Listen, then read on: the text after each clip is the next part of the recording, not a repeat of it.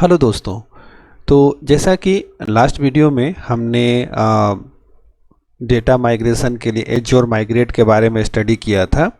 इस वीडियो में हम एज्योर डेटा बॉक्स के बारे में स्टडी करने जा रहे हैं।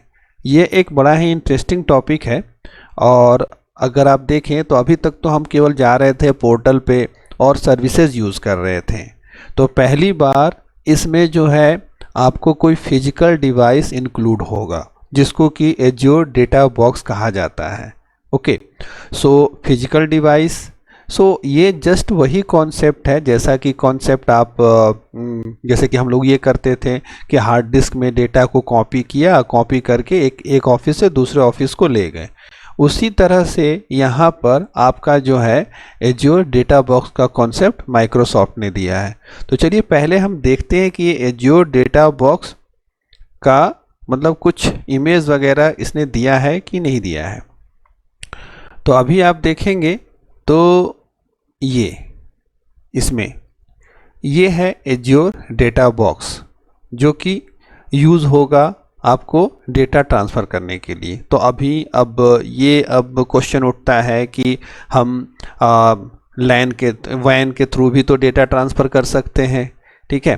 तो वैन के थ्रू आप कर सकते हैं, लेकिन जब आपके पास डेटा हैवी होगा, दैट मीन्स कि आपके पास 80 TB 100 TB डेटा है, तो कैसे आप ट्रेवल करेंगे, कैसे उस डेटा को आप सिक्योरली बिना किसी इंटरप्शन के और ऑथेंटिक 100% आप डेटा को अपने ऑन प्रीम से उठा करके एज्योर डेटा सेंटर में रखेंगे, या एज्योर डेटा सेंटर में आपका डेटा है, उस डेटा को आप कैसे उठा करके अपने ऑन प्रीम में लाएंगे या कैसे उसको जो है किसी दूसरे क्लाउड पे मूव करेंगे।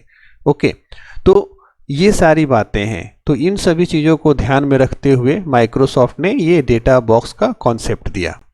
ओके, अभी चलिए इसके हम कुछ प्रॉपर्टीज़ के बारे में भी स्टडी करें कि आखिर ऐसे अगर देखिएगा तो इसमें ये पूरा डिवाइस का स्पेसिफिकेशन आपको यहाँ पे कंप्लीट मिल जाएगा कि कितना इसका वेट होगा, क्या होगा, पूरा इनपुट आउटपुट जो भी पावर वगैरह सब कुछ है, वो डेटा ट्रांसफर रेट वगैरह सब कुछ का स्पेसिफिकेशन यहाँ आपको मिल जाएगा।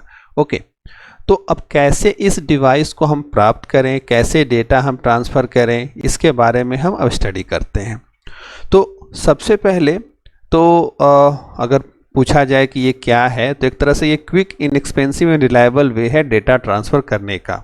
आप प्रोटेक्टेड वे में आपका डेटा पूरा सिक्योरिटी के साथ में यह ट्रांजिट होगा और आराम से ये डेटा जो है आपका डेटा सेंटर में चला जाएगा। ओके, अब हम देखें कि आखिर ये ये अगर मान लिया डेटा हम भेज रहे हैं तो उसको मॉनिटर भी तो करना पड़ेगा। हम कैसे मॉनिटर करेंगे? तो देखिए पूरा इसमें आपका पूरा कॉन्सेप्ट वही है कि पहले आपको डिवाइस ऑर्डर करना है। तो ऑर्डर कहाँ से करें? तो ऑर्डर करने के लिए आपके पास जो एज्योर का पोर्टल है वही है ऑप्शन जहाँ से कि आप ऑर्डर कर सकते हैं और पूरा जो है उसका इन आउट मतलब शुरू से लेकर के अंत तक के प्रोसेस को मॉनिटर आप पोर्टल पे ही कर सकते हैं, ठीक है। तो और बाकी ये कैसे ऑर्डर करेंगे इसके लिए अगर आप देखना चाहें तो इस माइक्रोसॉफ्ट के इस पेज में तो इसका डिटेल नहीं है। आप अगर गूगल पे टाइप करेंगे कि how to order Azure data box, तो ये माइक्रोसॉफ्ट का एक पेज ओपन होगा। ये एक माइक्रोसॉफ्ट का पेज ओपन होगा जिसमें कि आपको पूरा स्टेप दिया हुआ है कि कैसे कैसे ऑर्डर करना है, कैसे सेटअप करना है, कैसे कनेक्ट कॉपी करना है, फिर कैसे शिपमेंट करनी है, रिटर्न कैसे करना है, वेरीफाई कैसे करना है, ये सारा स्टेप्स दिया हुआ है यहाँ पर। ओके, इसका एक छोटा सा हम ये देखें तो चलिए हम आपको दिखाता हूँ। मैं portal.azure.com पे जाना है।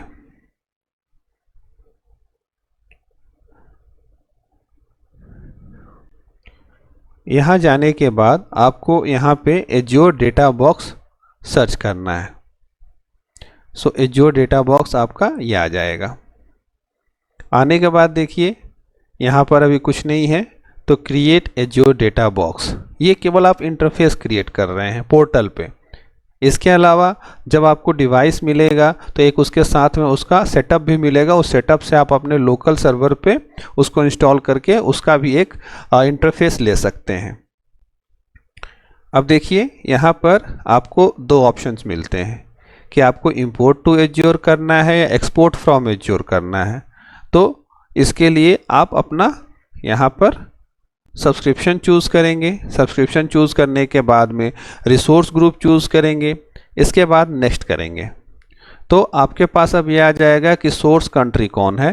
तो सोर्स कंट्री मान लिया हमने ले लिया इंडिया, और डेस्टिनेशन जो है वो हमने ले लिया सेंट्रल इंडिया ही यहाँ टाइप करते हैं, आ जाएगा फिल्टर होके सेंट्रल इंडिया, ओके, जहाँ हमें भेजना है। इसके बाद इसे हम नेक्स्ट करेंगे तो अब आपके पास आ जाएगा get started with data box, okay. अब आप देख सकते हैं कि ये 35 TB का 80 TB और इसके अलावा 800 TB इन सभी के ऑप्शंस अवेलेबल हैं। 1 TB का भी है अवेलेबल। अब यहाँ पे हर एक में आप देख सकते हैं कि पूरा डिस्क्रिप्शन दिया हुआ है कि आप कितना डिस्क ऑर्डर कर सकते हैं, फिर उसके बाद में क्या क्या होगा ऑप्शंस, ये सारी चीज़ें दी हुई हैं इसमें। ये सभी ऑप्शंस कुछ डिजेबल हैं क्योंकि ये आपका डिपेंड करता है आपका सब्सक्रिप्शन पे। तो वो आप जो इस वाले पेज पे जाकर देखेंगे तो आपको वो दिखेगा कौन कौन से सब्सक्रिप्शन होने चाहिए। फिलहाल आप यहाँ पर ये देखिए कि एक ये जो इंपोर्ट एक्सपोर्ट जॉब यहाँ पे जो दिया हुआ है तो इसमें 6656 INR हैंडलिंग फी पर डिस्क लिया गया है, ओके। सो यहाँ पर सारा डिटेल दिया हुआ है, आप इसको सेलेक्ट कर सकते हैं। और जब इसको आप सेलेक्ट करेंगे तो अब यहाँ पर आपको पूरा job detail, security, return, shipping address वगैरह सब कुछ देख करके आपको यहाँ पे इसको क्रिएट करना होगा। तो फिर क्या होगा कि ये जब क्रिएट करेंगे तो इसमें जो शिपिंग एड्रेस होगा उसके अकॉर्डिंग आपको माइक्रोसॉफ्ट उस पर वैलिडेट करेगा पेमेंट करने के बाद, और फिर आपको क्या करेगा कि वो डिवाइस आपके पास आएगा और उसके बाद में आप उसमें डेटा कॉपी कीजिए। कॉपी करने के बाद में उसको फिर से रिटर्न शिपिंग कीजिए, फिर वो जाएगा डेटा सेंटर में और जा कर के वहाँ पर वो उसको अपलोड करेंगे। अपलोड करने के बाद में आपको वो पूरा वर्कफ्लो यहाँ पर दिखेगा, ओके। तो और बाकी इसका पूरा डिटेल जो है आप इस पेज में देख सकते हैं। इसके अलावा इसमें अगर हम और चीज़ें देखें तो जैसे कि कुछ यूज़ केस दिए गए हैं कि कब हम यूज़ करते हैं। तो जनरली आपको आप जैसे कि आपको पता है कि मान लिया जाए कि हम जब डेटा ट्रांसफ़र करते हैं तो कभी ऐसा होता है कि एक बार में अपना पूरा बल्क डेटा ट्रांसफ़र कर दिया, ठीक है। दूसरा होता है क्या हमारे पास कि हम इनिशियल लेवल पे ट्रांसफ़र करते हैं, उसके बाद में जो है हम फिर ये क्या कर सकते हैं, इनिशियल लेवल पे ट्रांसफ़र कर दिया, फिर पीरियडिकली जो है डेटा जो है उस पर मूव कर रहे हैं, ओके। सो बैकअप लिया, ट्रांसफ़र कर दिया, ओके। सो एक ये हो गया इनिशियल ट्रांसफ़र। और तीसरा पीरियोडिक ट्रांसफ़र आपका अपलोड हो गया कि आप time to time data process locally कर रहे हैं, उसको वहाँ पे भेज रहे हैं, लोकली कर रहे हैं वहाँ पे भेज रहे हैं, ओके। सो ये 3 तरह के इसके यूज़ केसेस हैं।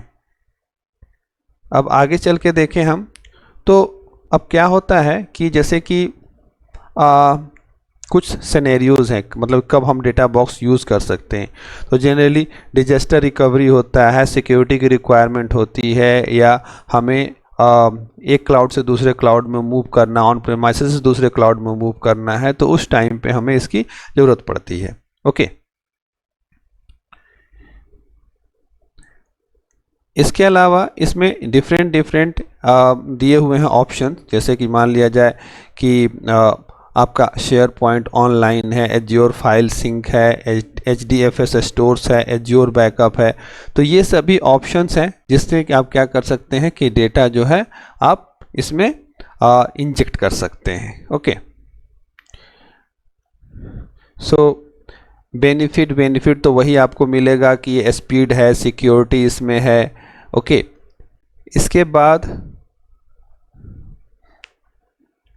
ये भी डिपेंड करता है कि आप किस रीजन से किस रीजन में डेटा ट्रांसफ़र करना चाहते हैं, ये भी ज़रूरी है। अगर वहाँ पे फिजिबिलिटी है तभी जा कर के ये पॉसिबल हो पाएगा, अगर फिजिबिलिटी नहीं है तो ये नहीं हो पाएगा। ओके, तो इस चीज़ को भी ध्यान देने की ज़रूरत होती है।